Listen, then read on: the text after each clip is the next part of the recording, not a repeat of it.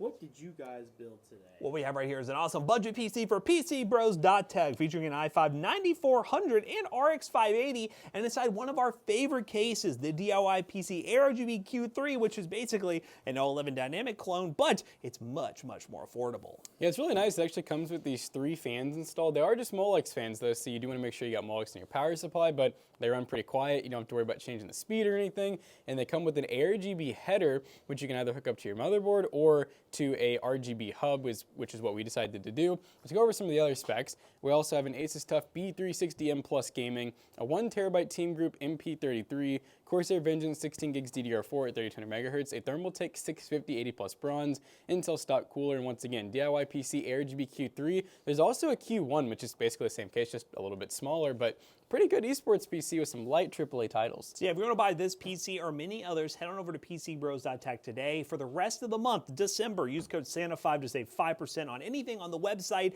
You can also get 25% off merch and also $100 off our professional streamer. And merch includes these awesome build mats. If you're a PC builder, buy one of these today. PCBros.tech.